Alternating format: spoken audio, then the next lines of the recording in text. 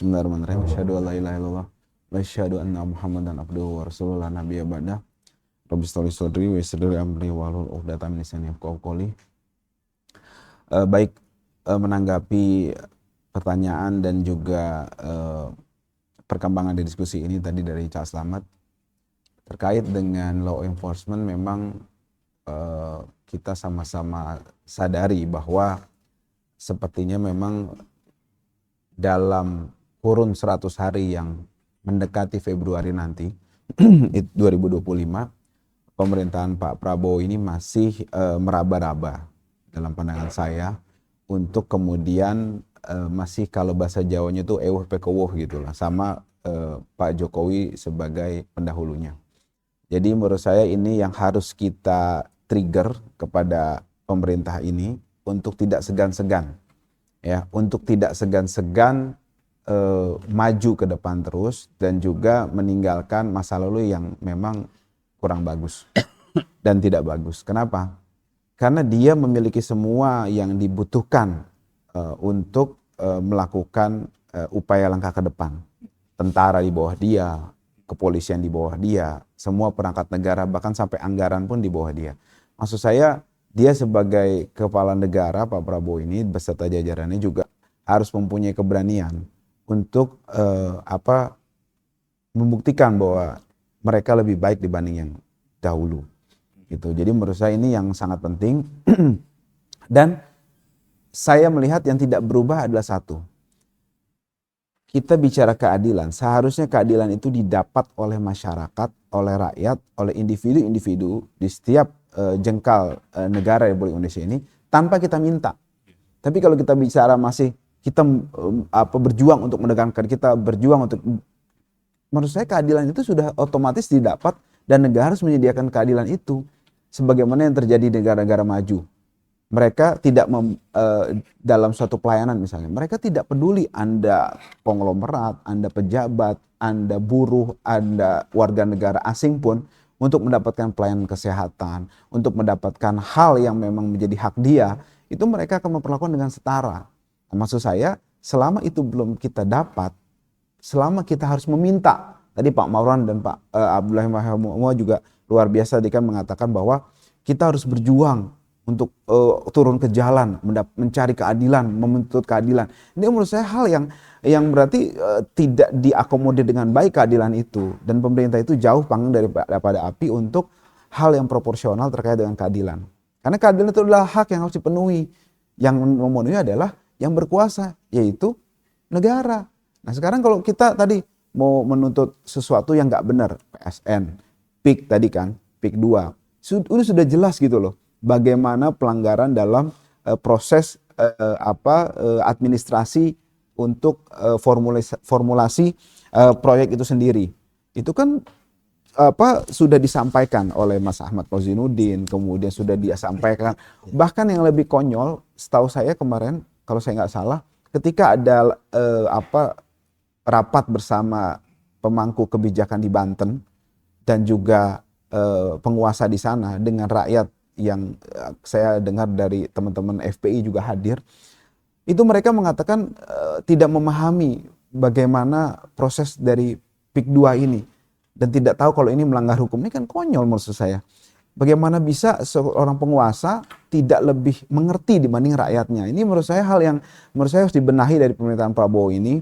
Orang-orang masyarakat itu banyak yang cerdas, artinya kalau orang-orang yang kurang akal itu menurut saya diganti aja gitu, diperbaharui lah gitu kan. Bagaimana bisa mereka itu menjalankan pemerintahan tapi tingkat intelektualitasnya di bawah masyarakat. Ini nggak boleh terjadi gitu menurut saya. Itu yang harus kita perjuangkan.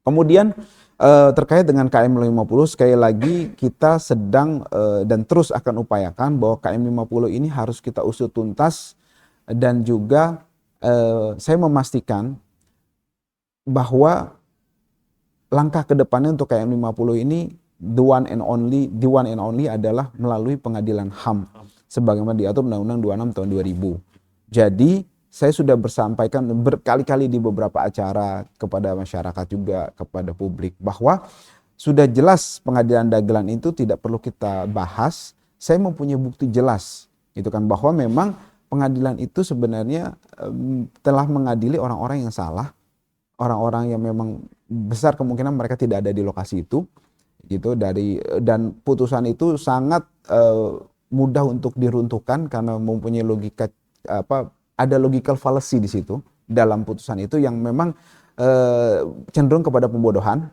Jadi menurut saya tapi ingat, kita juga tidak bisa melepaskan kalau kita mau membawa ke pengadilan HAM terkait KM 50 ini dua hal. Yang pertama, ada hal yang sistematis dan sistematis atau meluas ya terkait dengan tindak pidana di situ. Kemudian melibatkan aparatur negara. Gitu, melibatkan aparatur negara. Dan yang ketiga, maaf satu lagi, ada aspek politis. Jadi jangan lupa, KM 50 itu harus dilihat secara komprehensif yang sudah diulas oleh Pak Abdullah Hayah Muhammad dan teman-teman termasuk Pak Marwan di buku putih, bahwa memang ini sesuatu rangkaian tidak bisa dilepaskan dari Habib Rizik bin Hussein bin Syihab, sepak terjang beliau dan juga FPI. Jadi itu runtut sampai pembubaran FPI. Jadi ada titik kulminasi di situ di KM 50 itu dan penangkapan Habib Rizik melalui melalui tindakan kriminalisasi terhadap beliau. Jadi jangan lupa, jangan hanya dilihat bahwa oh ini ada pepet mepet kemudian penembakan, gak sesederhana itu. Itu ada tiga hal yang saya punya bukti kuat bahwa itu ada keterlibatan negara, ya, kemudian aparat negara. Yang kedua adalah aspek politis di situ yang kuat, yang ada motif politik. Yang ketiga adalah di situ tentu saja ada sistematis dan meluas. Sistematis jelas karena itu dari awal sudah ada skenario. Nah, kemudian yang kedua meluas juga masuk. Jadi bukan dan tapi atau. Bukan dan tapi bukan saja atau tapi dan. Meluas kenapa? Karena korbannya sudah lebih dari satu orang. Itu jadi stressing point saya soal KM 50. Sekali lagi, novum itu semuanya sebenarnya bukan novum. Semua bukti belum diungkap menurut saya gitu kan. Dan juga saya ulang lagi, itu harus melalui pengadilan HAM dengan melibatkan tiga unsur tadi. Ini ada keterlibatan negara, ada motif politik dan juga sistematis atau meluas.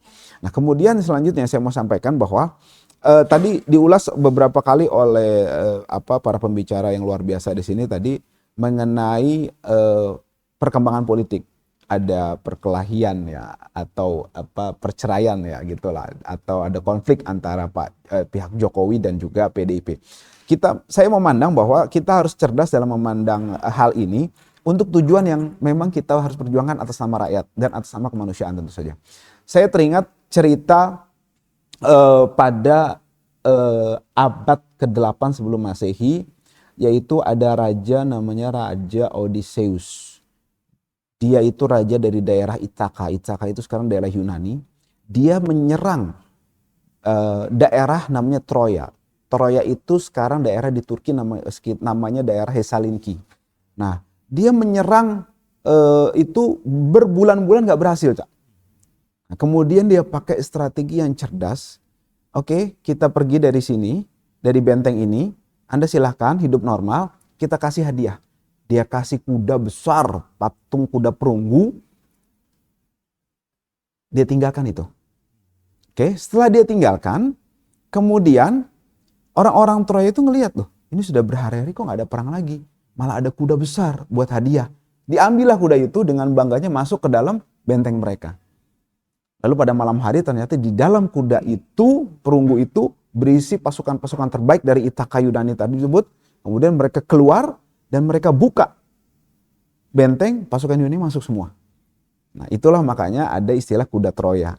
Nah, maksud saya kita gunakan perkelahian yang menarik ini, tetap kita ramaikan. Wah, ini dua-duanya menurut saya kita melihat iblis dan setan lagi berkelahi gitu. Jadi menurut saya jangan kita ini terhipnotis. Oh, si merah ini ternyata bagian dari rakyat. Woi, 10 tahun lebih mereka ini menjadi pengkhianat rakyat loh.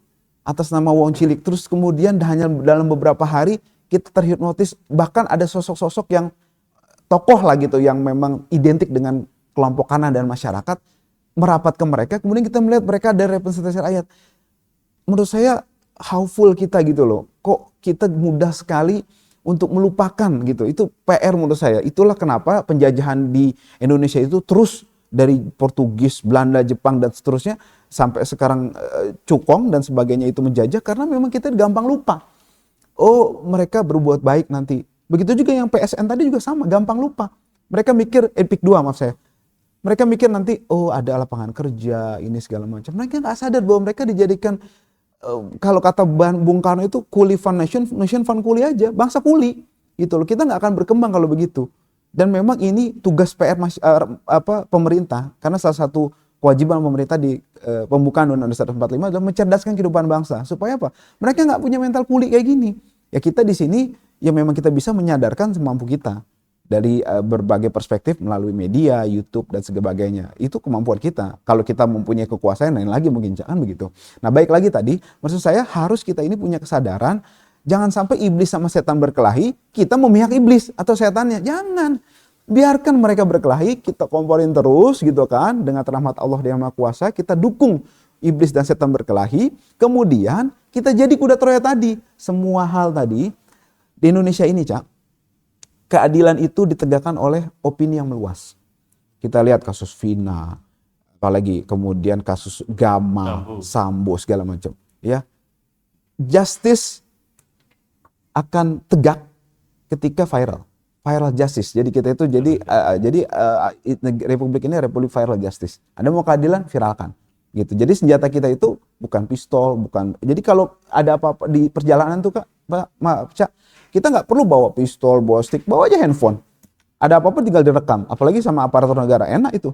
Gitu. Jadi kita viral justice. Jadi maksud saya, ketika iblis sama setan berkelahi, kita maksimalkan tadi perjuangan PSN, PIK 2, kemudian perjuangan untuk Pak Prabowo supaya menegakkan keadilan bersama pemerintahannya itu. Nah kita jadikan public issue terus. Supaya kalau mereka mikir, aduh kita mau ngalihin isu ini nih, ya udah dah, ini pajak kita turunin aja deh, itu kita batalkan gitu loh. Nah maksud saya biarkan perkelahian iblis setan ini jadi kuda Troya, jadi sesuatu yang kita terus naikkan, kemudian kita jadikan kuda Troya untuk memperjuangkan kepentingan kita melalui metode viral justice tadi. Kalau kita tidak punya pengalihan isu, maka ini akan isu dipelihara terus. Jangan sampai kita jadi korban. Ada kriminalisasi. Dan saya ingatkan juga berkali-kali kepada rekan-rekan sekalian semuanya, jangan sampai di awal pemerintahan Prabowo ini, di akhir ini Cak, saya mau ingatkan, selain tadi pesan-pesan atau opini dari saya, jangan sampai kita mengulangi yang terjadi pada rezim Pak Jokowi. Apa itu? Kita membuat kriminalisasi terhadap para oposan. Menurut saya, trigger yang utama adalah adanya komunikasi buruk antara penguasa dengan oposisi. Ini menurut saya harus diperbaiki, tidak boleh terjadi. Yang kedua, kita dalam penyampaian pendapat dengan segala hormat, jangan membawa-bawa pribadi, menghina, segala macam. Menurut saya harus disampaikan dengan elegan, supaya tidak terulang lagi. Menurut saya, kalau saya boleh flashback, terjadinya kriminalisasi 10 tahun pemerintahan Jokowi waktu itu, tidak lepas dari dua hal ini. Komunikasi buruk yang tidak dibangun dengan baik antara oposisi, ada pemain konflik. Jadi jangan lupa, Cak. Ada pemain konflik juga. Di dalam kita ini ada pemerintah ini bajingan, setan semuanya segala macam gitu. Nah, di sana juga ada posisi itu berantakan semua. Mereka kasar, lihat tuh. Mereka menghina anjing, babi, semua segala macam, kata-kata kotor keluar semua. Itu yang kita dihinain. Nah, pemain konflik ini memanfaatkan, dari situ ada anggaran. Jadi jangan lupa, pemain konflik itu ternyata bisnis lumayan. Setahu saya BIN anggarannya triliunan. Dan saya menduga kuat 10 tahun belakangan dulu pemain konfliknya mereka. Terima kasih, Cak.